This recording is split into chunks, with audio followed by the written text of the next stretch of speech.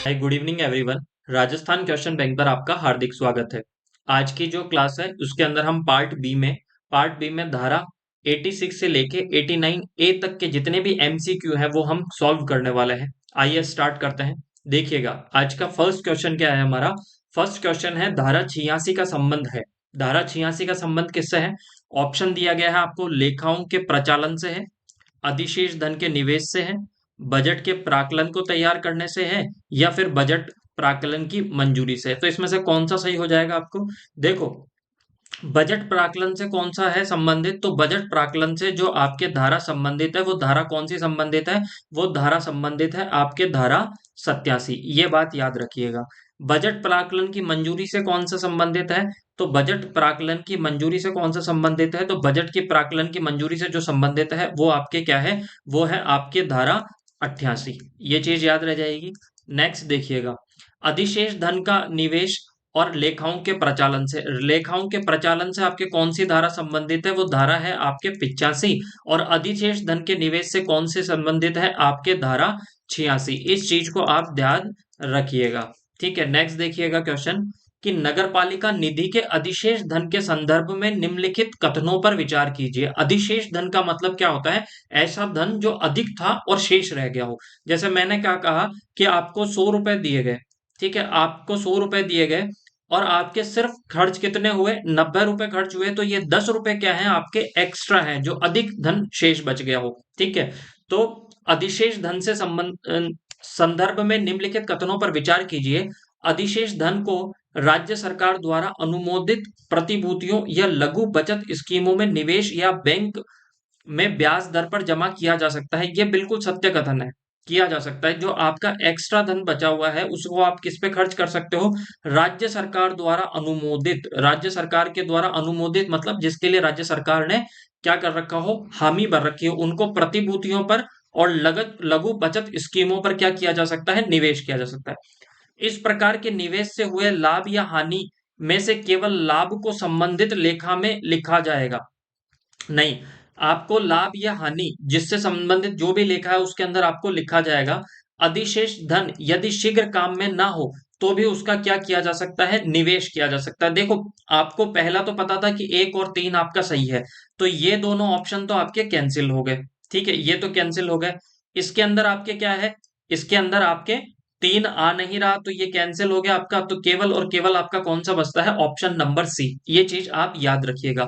मैं आपको समझा देता हूं। अधिशेष धन का मतलब होता है कि जैसे मैंने कहा कि नगर पालिका ने इस बार क्या किया? नगर पालिका ने 1 करोड़ रुपए रखे किसके लिए? आपके जो ये रोशनी करने के लिए, कि मतलब जो आपके नगर पालिका के अंदर रोशनी के खंभे वगैरह ये लगेंगे, उस पर सपोज 1 करोड़ रुपए खर्च नहीं हुए, 90 लाख रुपए खर्च हुए, तो वो 10 लाख रुपए को क्या किया जा सकता है कि 10 लाख रुपए को आपके जो भी स्टेट गवर्नमेंट ने जितनी भी स्कीम्स निकाल रखी है उसके अंदर निवेश किया जा सकता है, या फिर उनको बैंक ब्याज के ऊपर दिया जा सकता है। ठीक है, अगर उनसे हानि हो रही है तो हानि खाते के अंदर लिखा जाएगा, हानि लेखे के अंदर, और लाभ हुआ तो लाभ खाते के अंदर याद रखा जाएगा। अगर आपको ऐसा लगे कि ऐसा तो है नहीं कि बल्ब हर दिन खराब हो रहा है, ऐसा लगे कि ये जो धन है, अधिशेष धन है, शीघ्र यूज में नहीं आएगा, तो भी उसका क्या किया जा सकता है? निवेश किया जा सकता है। ये चीज आप याद रखिएगा। नेक्स्ट देखिएगा आप, किस धारा के अंतर्गत धारा नगरपालिका के बजट प्राक्कलन तैयार करने से संबंधित है? तो देखो, कंफ्यूजन हमें कहाँ पे होगा? कंफ्यूजन दो के अंदर होता है। या तो आपके होता है धारा 87 के अंदर, या फिर धारा आपके 88 के अंदर। यहाँ पे बजट प्राक्कलन की बात की गई है। बजट प्राक्कलन का मतलब क्या होता है? बजट का एस्टिमेट तैयार करना। बजट एस्टिमेट तैयार करना।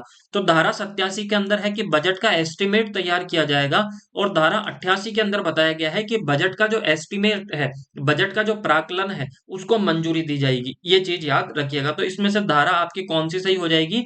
धारा आपके 87 क्या है? सही है। ये चीज याद रखिएगा। अब देखो, एक चीज मैंने कल भी आपको बताई थी कि 89 ए के बाद में आपकी धारा इसके अंदर नहीं है। धारा आपके जो सिलेबस में दी गई है वो उसके बाद में कहां से है? आपके 101 से है। इसका मतलब 89 ए से लेके 100 तक के बीच का तो आपको ऑप्शन ऐसे देखते ही काट देना है। और ये देखो है। अब धारा 77 किसके बारे में बात कर रहे थे? कल भी हमने बात करी थी कि धारा 76 के अंदर क्या है? उसके अंदर राज्य वित्त आयोग है। और आपके धारा 77 के अंदर क्या है, धारा 77 के अंदर बताया गया है कि राज्य वित्त आयोग की सिफारिशों का क्रियान्वयन, ये इसलिए गलत हो जाता है, ये चीज आप याद रखिएगा। नेक्स्ट देखिएगा आप, नगर पालिका के बजट प्राकलन को तैयार करने का दायित्व सौंपा गया है। कि यह बजट प्राकलन, मैं बार बार आपको बता रहा हूं कि बजट प्राकलन का मतलब क्या होता है, बजट का एस्टीमेट तैयार करना। और बजट एस्टीमेट का मतलब क्या होता है, बजट एस्टीमेट क्या होता है, बजट एस्टीमेट का मतलब कि आने वाले साल के अंदर हमारा कितना खर्चा होगा, कितनी इनकम होगी, इसका क्या करना, एक तरीके से अनुमान लगाना, वही बजट के अंदर होता है। ठीक है, ये किसके द्वारा तैयार किया जाता है, नगर पालिका अध्यक्ष के द्वारा, मुख्य नगर पालिका अधिकारी को, ठीक है, के द्वारा, जिला कलेक्टर को, या राज्य सरकार राजस्व विभाग को। तो इसका दायित्व किसे सौंपा जाता है, तो राज्य सरकार को तो सौंपा नहीं जाएगा, जिला कलेक्टर भी गलत है, आपके नगर पालिका अध्यक्ष भी गलत है, तो इसमें कौन सा सही हो जाएगा, आपके मुख्य नगर पालिका अधिकारी को। अब यहाँ पे मैं आपसे एक इंपॉर्टेंट चीज डिस्कस करना चाहता हूँ, देखिएगा। एक चीज तो ये याद रखिएगा आप, इंपॉर्टेंट तीन चीजें, बाकी सारी चीजें छोड़ भी दे, तीन चीजें याद रखिएगा। एक तो याद रखिएगा आप क्या, कि जो आपका सीएमओ है, सीएमओ का मतलब क्या होता है, आपका मुख्य नगरपालिका अधिकारी। मुख्य नगरपालिका अधिकारी बजट प्राकलन कब तक तैयार करेगा, तो मुख्य नगरपालिका अधिकारी बजट का जो प्राकलन है वो कब तक तैयार करेगा, वो उसी वर्ष की, किस कब, 15 जनवरी से पहले, 15 जनवरी से पहले वो क्या करेगा, बजट का प्राकलन तैयार करेगा, मतलब एक बजट का एस्टिमेट तैयार कर देगा।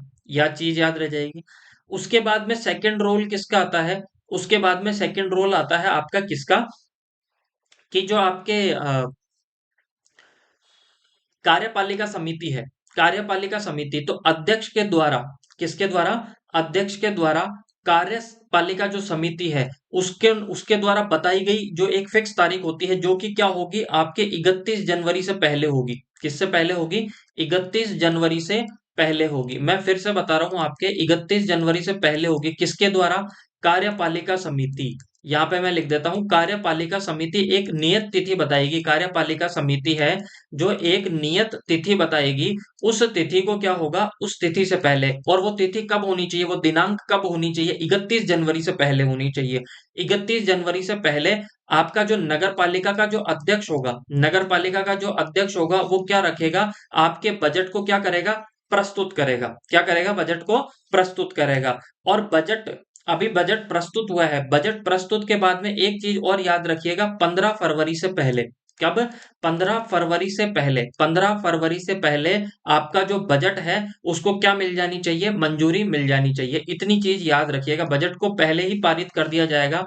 ठीक है, बजट को पहले ही पारित कर दिया जाएगा, कब से पहले, 15 फरवरी से पहले। तो ये तीन चीजें याद रखिएगा। मैं फिर से बता देता हूं, 15 जनवरी से पहले आपका जो मुख्य नगर पालिका अधिकारी है वो बजट का प्राकलन तैयार करेगा। फिर उसके बाद में 31 जनवरी से पहले नियत तिथि कौन सी, उस तिथि को नियत कौन करेगा, फिक्स कौन करेगा, तो जो कार्यपालिका समिति बताएगी उसके द्वारा, कार्यपालिका के समिति के द्वारा बताए गए उस नियत तिथि को अध्यक्ष के द्वारा क्या प्रस्तुत किया जाएगा, बजट प्रस्तुत किया जाएगा। 31 जनवरी से पहले बजट प्रस्तुत किया जा रहा है, जबकि बजट को आपको जो मंजूरी देना, ठीक है, बजट पारित करना, वो कब से पहले होना चाहिए, आपका 15 फरवरी से पहले होना चाहिए। ये चीज याद रखिएगा, ये चीज आपको याद रह जाएगी। ठीक है, नेक्स्ट देखिएगा आप, नगर पालिका के बजट प्राकलन को तैयार करने के संदर्भ में निम्नलिखित कथनों पर विचार कीजिए। पहला क्या है, मुख्य नगर पालिका अधिकारी बजट प्राकलन और साथ में ही नगर पालिका स्थापन सूची तैयार करता है, ये बिल्कुल सही है। अभी मैंने बताया कि बजट का प्राकलन किसके द्वारा तैयार किया जाता है, सीएमओ के द्वारा, तो ये सत्य है। आगामी वित्तीय वर्ष हेतु 20 जनवरी से पूर्व यह कार्य किया जाएगा, देखो यहीं पे गलत कर दिया इसने, कब से पहले होना चाहिए वो, 15 जनवरी से पहले, ये स्टेटमेंट यहाँ पे इन्होंने दे दिया गलत। बजट प्राकलन में नगर पालिका की आय व व्यय को विभिन्न लेखों में शीर्ष में पृथक पृथक वर्णित किया जाता है, बिल्कुल सत्य है। ठीक है, कि बजट जब तैयार किया जाता है तो बजट के अंदर ये तक बताया जाता है कि कितनी इनकम होगी, कितना खर्चा होगा, और कितनी इनकम कहाँ से होगी, कितना खर्चा कहाँ पर होगा, इनका अलग अलग अकाउंट्स क्या किया जाता है, मेंटेन किया जाता है। ये चीज तो सत्य है। तो इसमें से आपको सत्य कथन ढूंढना था, तो सत्य कथन कौन सा है, तो ऑप्शन नंबर 1 और 3 आपके यहाँ पे क्या हो जाएगा, सही हो जाएगा। आई होप आपको ये चीज समझ में आई होगी। नेक्स्ट देखिएगा आप, नगर पालिका के बजट प्राक्कलन के संदर्भ में निम्नलिखित कथनों पर विचार कीजिए। राज्य सरकार के पूर्व अनुमोदन के बिना बजट में नए पदों का सृजन नहीं किया जा सकता, सूजन नहीं, सृजन नहीं किया जा सकता, किंतु रिक्त पदों को भरा जा सकता है। ये चीज गलत है। देखो, अगर जब भी नगर पालिका बजट प्रस्तुत करती है, बजट का प्राक्कलन होता है, मतलब जो आपका चीफ म्युनिसिपल ऑफिसर होता है आपका, जो मुख्य नगर पालिका अधिकारी होता है, ये राज्य सरकार के पूर्व अनुमोदन के बिना, मतलब राज्य सरकार के बिना, हामी के पहले, बिना पूछे वो क्या नहीं कर सकता, ना तो नए पदों का सृजन कर सकता है, ना कोई नई वैकेंसी निकाल सकता है, ना कोई वो वाहन खरीद सकता है, ना किसी को कॉन्ट्रैक्ट कर सकता है। तो उनसे पूछने, राज्य सरकार से पूछने के पश्चात ही ये सब कुछ होगा, ये चीज याद रखिएगा। नगर पालिका स्व विवेक से बजट में किसी प्राइवेट व्यक्ति या संस्था को अनुदान दे सकती है? नहीं। प्राइवेट व्यक्ति को आपको अनुदान देना हो, मतलब ग्रांट देनी हो, या किसी संस्था को ग्रांट देनी हो, उससे पहले आपको राज्य सरकार का पूर्व अनुमोदन चाहिए होता है। तो यहाँ पे दोनों ही ऑप्शन क्या है आपके, गलत है। तो इसमें से असत्य कथन कौन सा है? असत्य कथन देखना है तो 1 और 2 दोनों ही आपकी क्या है, असत्य कथन है। ठीक है, नेक्स्ट देखिएगा आप। नगर पालिका के बजट प्राक्कलन के संदर्भ में निम्नलिखित कथनों पर विचार कीजिए। नगर पालिका नए वाहन खरीदने, स्थावर संपत्ति का क्रय करने आदि के संबंध में प्रस्ताव ला सकती है? नहीं ला सकती। कब नहीं ला सकती? देखिएगा, आपके बिना राज्य सरकार की पूर्व अनुमति के ये प्रस्ताव नहीं लेके आ सकती, तो ये गलत है। बजट प्राक्कलन में अगले वर्ष हेतु निर्धारित विभिन्न कर, अधिभार, उपकर, फीस की दरों का वर्णन किया जाता है। बिल्कुल, ये वर्णित की जाती है। इसमें अगले वर्ष के दौरान उधार के रूप में ली जाने वाली धनराशि को वर्णित नहीं किया जाएगा। ये गलत है। ये भी गलत है यहाँ पर। क्यों गलत है? देखो, कि आपका बजट जब तैयार किया जाता है तो बजट के अंदर ये भी डिसाइडेड होता है कि कहाँ से कितना धन लिया जाएगा। ठीक है, तो उसका यहाँ पे वर्णन किया जाता है। तो यहाँ पे लिख दिया नहीं किया जाता है, जबकि किया जाता है। तो इसमें केवल और केवल आपका सेकंड ऑप्शन बी सही होगा। नेक्स्ट देखिएगा आप। नगर पालिका की बैठक में बजट प्राक्कलन प्रस्तुत किया जाता है, किसके द्वारा प्रस्तुत किया जाता है नगर पालिका की बैठक में? मुख्य नगर पालिका अधिकारी द्वारा, नगर पालिका अध्यक्ष के द्वारा, जिला कलेक्टर के द्वारा, या वित्तीय समिति के द्वारा? तो वो किसके द्वारा किया जाता है? आपके नगर पालिका अध्यक्ष के द्वारा। देखो, बजट प्राक्कलन तैयार, अभी मैंने बताया था कि बजट का जो प्राक्कलन ये तैयार किसके द्वारा किया जाता है? तैयार किसके द्वारा किया जाता है? तो ये किया जाता है आपके मुख्य नगर पालिका अधिकारी के द्वारा। मुख्य नगर पालिका अधिकारी के द्वारा ये बजट का प्राक्कलन क्या किया जाता है? तैयार किया जाता है। ये बात कही थी मैंने। पर यहाँ पे आया है बजट का प्राक्कलन प्रस्तुत किसके द्वारा किया जाता है? जो जो प्रस्तुत किया जाता है वो किसके द्वारा किया जाता है? आपके नगर पालिका अध्यक्ष के द्वारा। किसके द्वारा? नगर पालिका अध्यक्ष के द्वारा क्या किया जाता है? बजट का प्राक्कलन प्रस्तुत किया जाता है। ये चीज आप याद रखिएगा। नेक्स्ट देखिएगा। नगर पालिका के बजट प्राक्कलन के संदर्भ में निम्नलिखित कथनों पर विचार कीजिए।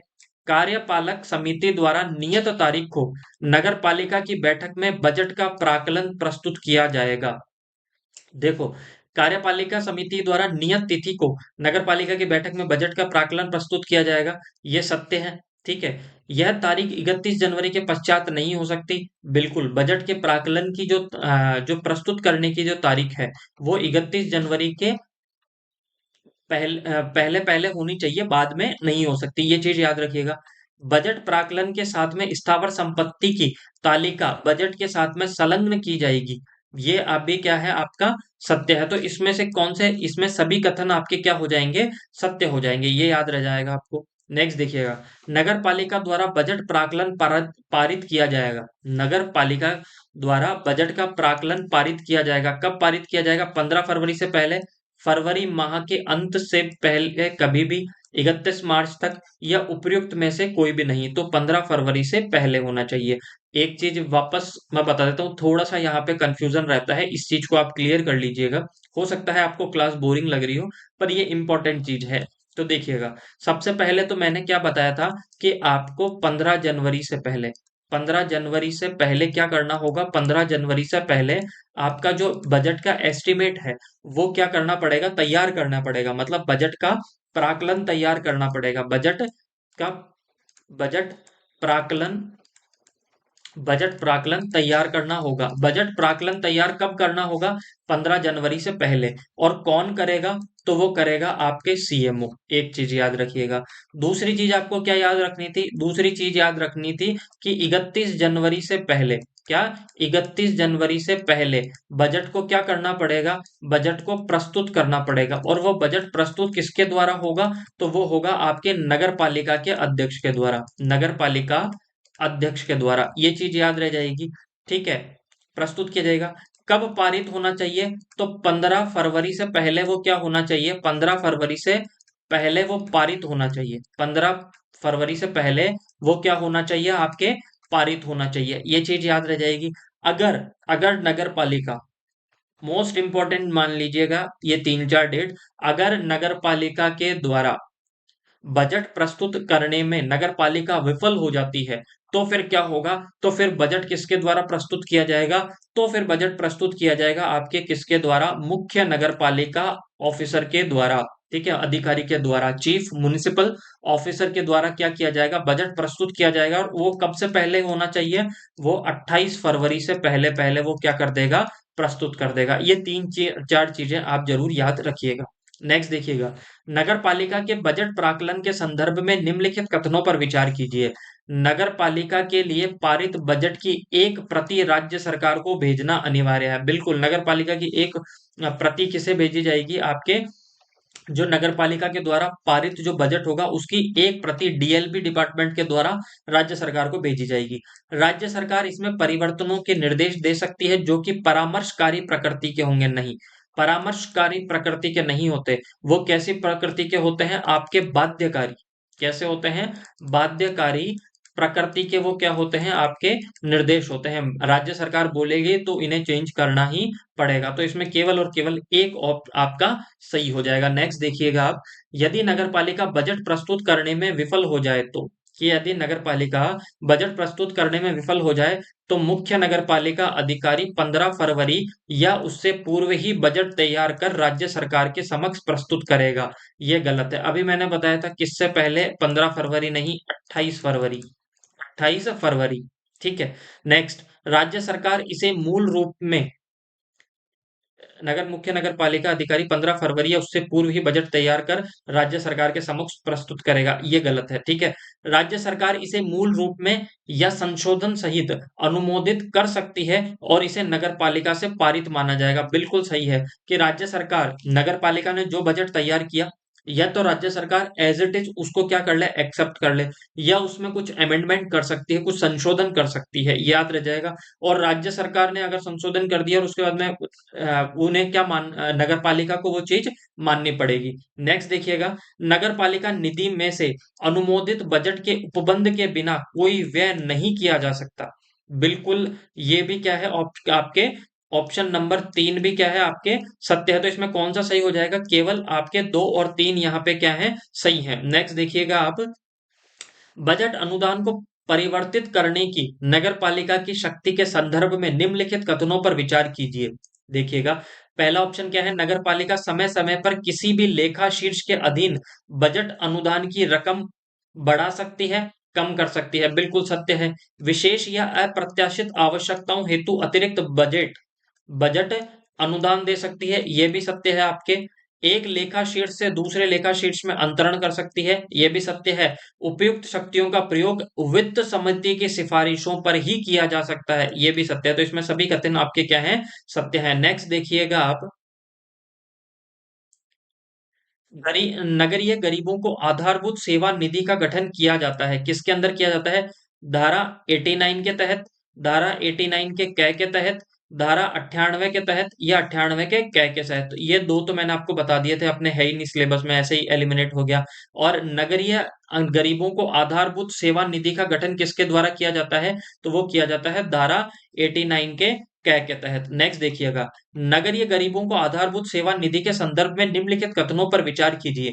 प्रत्येक नगर पालिका इसकी स्थापना करेगी। बिल्कुल सत्य है। ऐसे प्रतिशत जो कि किसी नगर पालिका के वार्षिक बजट अनुदानों के 25% से कम ना हो, इसके लिए अनन्य रूप से निर्धारित किए जाएंगे। यह भी सत्य है।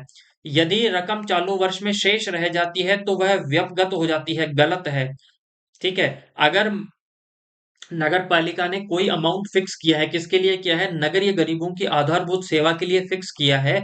अगर वो पूरा का पूरा बजट, मानो अगर सपोज आपके 1 लाख का वो बजट तय किया था, 1 लाख में से केवल और केवल 80,000 रुपए आपके खर्च हुए, 20,000 रुपए बच गए, तो 20,000 रुपए व्यपगत नहीं होते, लैप्स नहीं हो जाते, खत्म नहीं हो जाते। उन्हें क्या कर दिया जाएगा, अगली बार जब इसके लिए आपकी रकम निर्धारित की जाएगी, जैसे 1 लाख रुपए अगली बार इसके लिए वापस से नगरीय गरीबों की आधारभूत सेवा निधि के लिए उसमें रखे गए अलग से, तो उसमें ये आपके 20,000 रुपए क्या हो जाएंगे, अगली बार जुड़ जाएंगे। ठीक है, तो ऑप्शन नंबर 3 जिसके अंदर आया है वो सब गलत है, ये भी गलत है, ये भी गलत है और ये भी गलत है। ठीक है, ये चीज याद रह जाएगी, केवल और केवल ये आपके सत्य है और आपका आगे पढ़ने की जरूरत ही नहीं थी। यह निधि किसी राष्ट्रीयकृत बैंक में खोले गए पृथक बैंक खाते में रखी जाएगी। ठीक है, नेक्स्ट देखिएगा आप, नगरीय गरीबों को आधारभूत सेवा निधि के संदर्भ में निम्नलिखित कथनों पर विचार कीजिए। निधि लेखों के परिचालन के लिए विस्तृत लेखा शीर्षों सहित लेखों की पृथक प्राथमिक पुस्तकें रखी जाएगी। सत्य है, इसकी लेखा परीक्षा भी संभव है, यह भी सही है। नगर पालिका द्वारा प्राप्त अनुदान जो कि अनन्य रूप से गंदी बस्तियों के विकास के लिए है, इस निधि का भाग नहीं होगा। तो ऑप्शन नंबर 1, 2 और 3 यही सारे आपके क्या हैं, करेक्ट हैं। तो डी कथन आपका सही होगा। नगरीय निकायों को आधारभूत सेवा निधि के अंतर्गत शामिल आधारभूत सेवाएं एवं व्यय है। कौन कौन से सही होंगे इसमें? जल प्रदाय एवं जल निकास सेवाएं, ऐसे वेतन और मजदूरी जो प्रत्यक्ष या अप्रत्यक्ष आधारभूत सेवाएं के लिए हो, स्थापन व्यय या उपयुक्त में से सभी। तो इसमें से कौन से होंगे? तो इसमें से आपके केवल और केवल ए ऑप्शन आपके क्या हो जाएगा, करेक्ट हो जाएगा। तो जो नगरीय गरीबों की आधारभूत सेवा निधि के अंतर्गत जो आधारभूत सेवाएं हैं उनमें कौन सा शामिल है? जल प्रदाय एवं जल निकास सेवाएं। नेक्स्ट देखिएगा आप, नगरीय गरीबों को आधारभूत सेवा निधि के अंतर्गत शामिल आधारभूत सेवाएं एवं व्यय है। सामुदायिक शौचालयों के निर्माण के लिए, मार्गों में प्रकाश की व्यवस्था के लिए, ठोस अपशिष्ट प्रबंधन के लिए और उपयुक्त में से सभी। तो इसमें से कौन सा हो जाएगा? ऑप्शन नंबर डी आपका यहाँ पे करेक्ट हो जाएगा। किसी नगर पालिका के वार्षिक बजट अनुदानों का कितना प्रतिशत नगरीय गरीबों को आधारभूत सेवा निधि के रूप में निर्धारित किया गया है? वार्षिक बजट का अनुदानों का 15%, वार्षिक बजट अनुदानों का 20%, वार्षिक बजट अनुदानों का 25% या वार्षिक बजट अनुदानों का 30%। तो इसमें से कौन सा आपके गलत हो जाएंगे? तो इसमें से आपके तीनों, ये ए ऑप्शन, बी और डी गलत है, कि इसमें से कौन सा सही हो जाएगा? वार्षिक बजट अनुदानों का 25%। तो आज की क्लास हम यहीं पे समाप्त करते हैं। क्लास अगर आपको अच्छी लगी है तो ज़्यादा से ज़्यादा शेयर कीजिए, सब्सक्राइब कीजिए। Thank you so much, bye bye and take care.